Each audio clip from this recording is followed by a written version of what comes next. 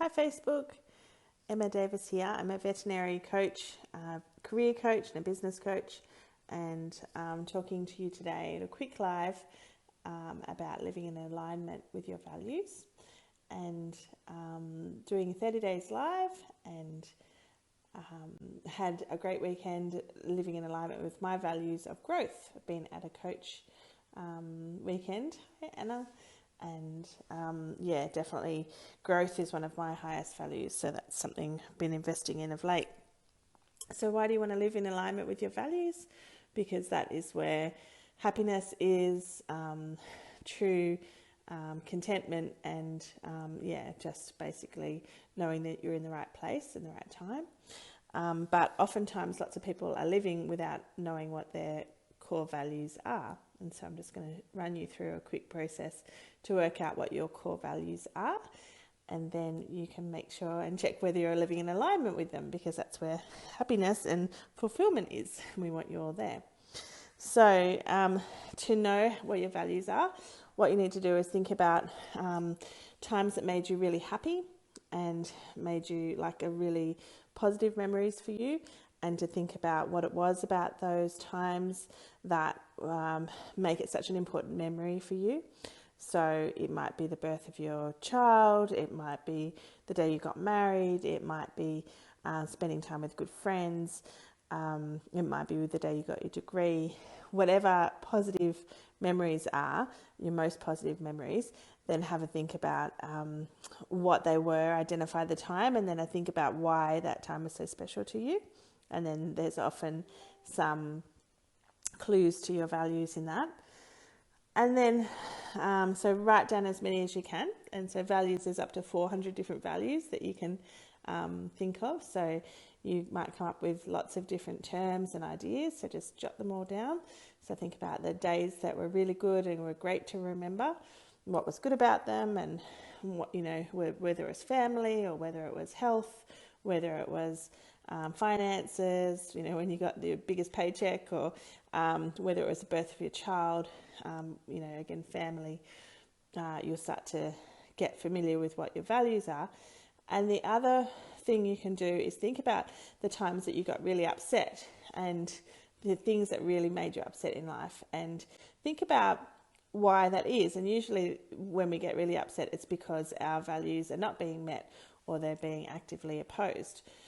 So think about those times that you got really upset, and then again think about what wasn't there, or what boundary of yours was being trodden on or stepped over, and what was missing from that time. And it might have been when there was a fight in the family, and it was upsetting your value for family. It might have been when you lost the house, or God forbid, I hope you didn't lose your house, but whatever bad times there were.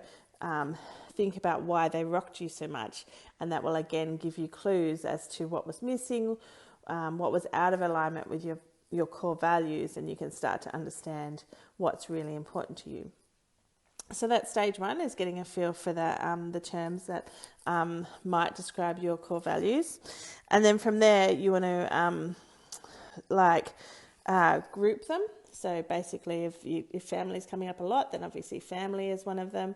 If travel is one of them, and all the good times are related to travel, and the bad times are when you missed out on travel, then obviously travel's high up on your list. So group them around that. And then so you probably come up with 4 to 7 top values, and from there you can rank them. So have a bit of a guesstimate as to which are the most important to you. Now, knowing that our values can change over time, so you can just account for the fact that, your values, you might have elicited your values 5 years ago, but they're different now. So that's okay. That's what people do. They evolve and they grow. So if your values have changed, that's absolutely okay. And it's good to check in with you every couple of years, or every time you feel yourself shifting and evolving, to find out what your values are now. So have a go at ranking them. What's the most important value, then the next most important value, and see if you can sort them out in that. And then I want you to describe them really beautifully. So if it's family, put some flourishing words on it. Family to me is the center of my world. Family is where joy and connection is, something like that, so that you really put some beautiful words around them, really embellish what's so wonderful about that value. And then I want you to go to sleep and put it aside for overnight, and then revisit it after some sleep and a bit of a time away from it, and just go through and check again that they still feel right. That, I guess, check in that you're not living somebody else's values. And oftentimes, if you haven't done this before, you can sometimes pick up values that you think are yours, but actually, were spoken into your world as a child.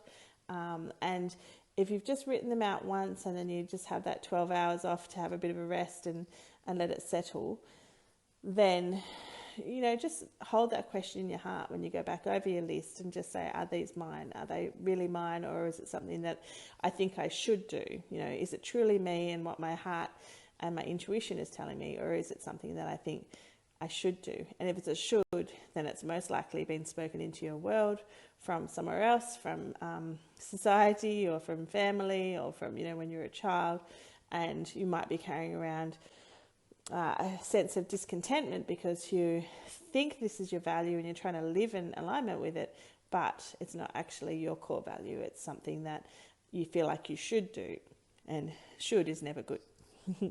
So then basically you've got your core values, you check in with them, and then make sure that you're living in alignment with them. And if you're not loving your work, or you're not loving your team, or the area of work that you're working on, just rank it, measure it against your core values and check that it's ticking the boxes. If you're really high on animal welfare and you don't feel that's being ticked off in your world, then, or worse still, it's in opposition to that, then that's a really negative environment for you to be in, and it's time for you to make some changes and to make sure that you can, as much as possible, know your values and live in alignment with them.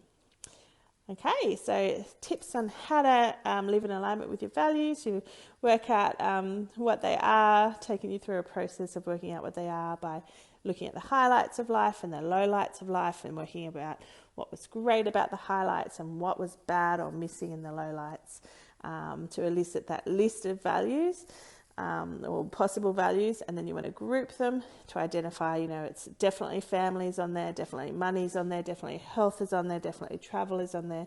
These are my values. And whatever they are, that's, for you, that's absolutely fine. Know that they can shift over time. So it's a process that you want to take yourself through every couple of years, or every time you feel yourself shift forward and evolve. And then group them. Hey, Anna. So group them, write them all down, rank them in order of importance. You want to have 4 to 7 values, something like that, and have a stab at what you think is the most important. Embellish them, so write them beautifully, give them a real hearty description. I love family because it's the core of my world, and it's where all joy and connection comes from, or most of joy and connection comes from. Or I love travel because it, brings me alive and lets me be the adventurer that I've always loved being, or something really beautiful around the values. And then do that for each of the values. Then set it aside and get some rest. Go and do something else. Go and have a break. Go and, have a day off. Go to work, do whatever, have a sleep. And then have another look at your values and what you've written down. And at that time, just check in that they are yours. Just hold in your heart the question of, are these my values, or was this something I feel I should do? And if it's something you should do but it doesn't actually feel like you, then it's probably been spoken into your world from parents or society or teachers or someone way back in your psyche. And that can lead to a lot of discontentment when it's not you and you're trying to live up to rules and, life rules that aren't actually your values. Maybe they've told you, a successful woman is married and is the centre of the home and, supports her husband's career. But however, you're doing that, but it doesn't feel awesome to you, then actually maybe it's something that you feel like you should be doing, but it's not actually your core value. And so that's a chance to have a look at that and to make sure that they are your core values that you're living, you're choosing to live, and then make the changes that are necessary to make sure that you're living in alignment with them. So yeah, some stuff about values today. I said I'm a veterinary career coach, a veterinary business coach. I've just had an amazing weekend with my coach. One of my coaches, learning more, and growth and development is one of my core values. So pretty happy today that I've spent the time doing that. And yeah, if you're interested in working out how to live your best life, how to step up in your career, if you've got some plans and you don't know how to muster the courage to take the steps, or you just feel in your heart that there's more to life and you're not sure what it is, then feel free to reach out and we can talk about getting you to the next level and loving your veterinary career. Okay, hi Lisa. Okay, thanks for watching, and I will talk to you tomorrow. Love your veterinary career. Bye.